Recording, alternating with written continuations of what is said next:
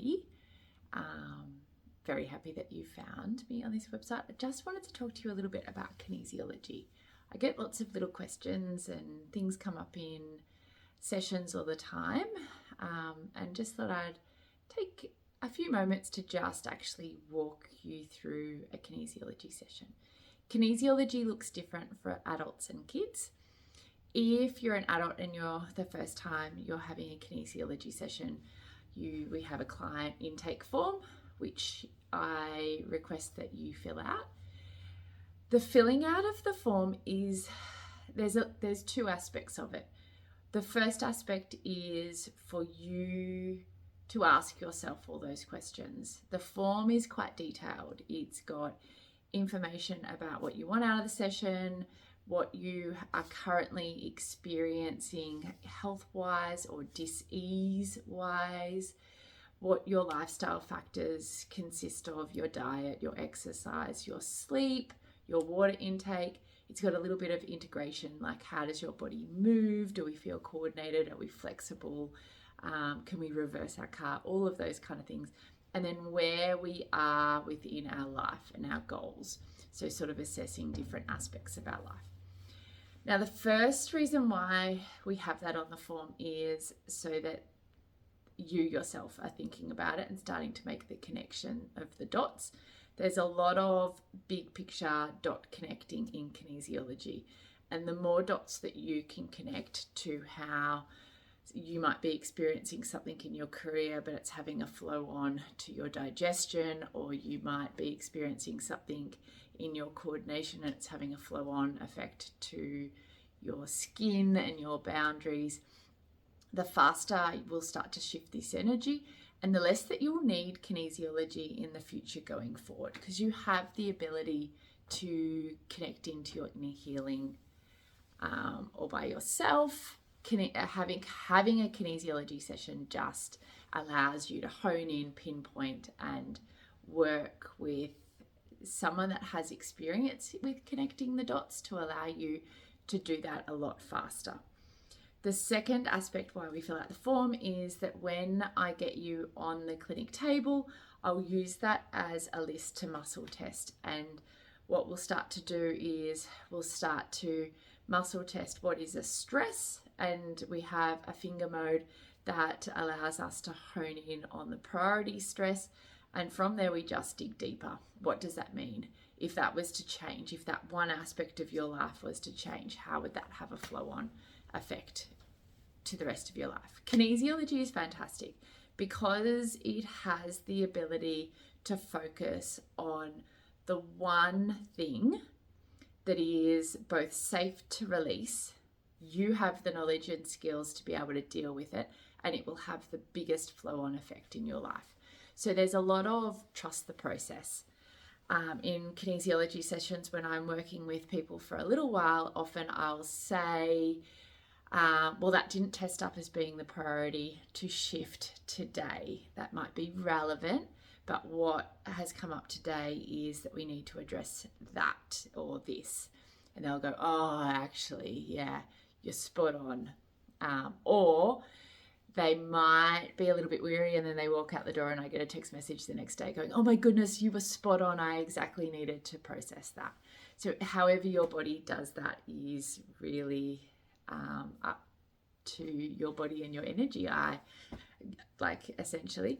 So in a session, once we've switched on the muscle, once we've calibrated your muscle with your body's energy and your meridians, and we've cleared all the issues that are causing imbalances in your natural state, then we start digging for what is the biggest thing that is the priority issue to work on, and what is the balancing emotion, what's the goal out of that, what is the positive, how are we going to anchor that in, what would be in your life if that wasn't an issue, and then we're balancing your energies to that. Now with all of that, we've got an array of tools behind me. So your body is going to choose the type of modality that it requires for its energy. Sometimes I feel like it is spot on with the person that I'm working with. Other times I just sort of say, oh, look, this is coming up and we're just going to roll with this now. What do you know about chakras? What do you know about meridians? What do you know about auras? What do you know about neurolinguistic programming? Whatever it is. So what do you know about this? And we sort of just roll with it. The protocol in itself really comes to the willingness statements. There's a few aspects of healing. First, you need to be willing to release the need of the problem. Like it needs to serve you. Like it needs to be safe enough for you to release it. It needs to be safe enough for you to have ownership over it, and safe enough for you to realize the connection of the dots. There's a few aspects for that. That sometimes with adults, the older the adults, that can take up to 3 sessions to really get all that subconscious sabotage out of the way. There's a lot of what I call kinesiology brainstorming. Sometimes it will be relevant to know a time or place or age. Sometimes it's relevant to pull in a oil or an essence to give us a little bit more information. Other times we're just really putting the mode in circuit and rolling with it. Everything in kinesiology essentially is a frequency, and the beauty about kinesiology is that it meets the frequency, and that the way the frequency, the story behind the frequency, that meets the body on the table the best. So if we're really looking into it, like we work with a lot of different things. The first kinesiology aspect that I got to, so this is my database, and within this database, this is the core aspect of what started the journey. And in here we have what we call finger modes, and different fingers and different modes of my fingers relate to different pages. And so within this I've got traditional Chinese medicine, acupuncture, acupressure points, I've got meridian work, I've got some chiropractic adjustments, I've got some OT adjustments, I've got some jaw some jaw releases, I've got some energy work where we work with the aura, the figure of 8 Tibetan healing. There's all sorts of different aspects within there. I've got some, like, lots of nutrition and lots of digestion things. So the way that the body wants to work will express through the database. So if you come in with digestion issues and you get in here, and then all of a sudden we're looking at structure and we're looking at alignment of the body, that's because that's what works best with you. If you needed to change your food or test for any intolerances or any sensitivities or any supplements required or any changes that you needed to actually ingest and consume, then that would come up within those finger modes. So that is fantastic. From there, we have my muscle book. So this relates to every meridian and every muscle in the body. So we come to that posture. This comes up a lot in sports injuries and in posture releases, but also when working with kids, because each muscle has its own purpose as well. And when you can connect to the meridian, the flow of chi and the meaning, the metaphor behind all of that, then that will offer a lot of shifts with kids quite easily. And they have points along there. Now with the points will come, do we clear it with points? Do we clear it with color? Do we clear it with sound? So you can see up here that I've got my beautiful color glasses now, and I do have an array of scarves down here when I'm working on different levels. I also then have the sound. So I have the singing bowls in the chakras, but I have them in the colors as well. And that is, I find that really beneficial when working with small kids, because they get to see the color and then hear the frequency. Within the aspect, we've got different vials and testing points that we use. Lots of different crystals that we heal. We've got different frequency cards that we use. We've got a little bit of I Chings that come up that we put as balance cards under the body and balance that way. We have shell, essence, you name it, we've got it hanging out there from that aspect though, we also then in my drawers, I have my resonant essence energy frequencies, and the meaning behind that, they come with essence. They also have oils that rub in that we use on points, and they have a spray that go with the balance. And when we're looking at that balance, we're looking at your holographic being. So the holographic beam goes into our karmic energy. Sometimes it's relevant about past life conversation or mission in life conversation or connection to a higher consciousness within the resonant essence, which can be really nourishing. I also have some of my homeopathic remedies, my cell salts that we use with the frequency of that. Cell salts are a little bit different to the homeopathic remedies, and the cell salts often relate to our star sign and our birthing story, which is one of our protocols that we've got. So we've got all different protocols for the courses that I have completed over the time. We have our birthing protocol that really looks at the element of the baby and the mother in the birthing and the meaning behind that and the message that we get from birth and the birth experience. Remembering that muscle memory and energy imprint is passed from the hips to the jaw.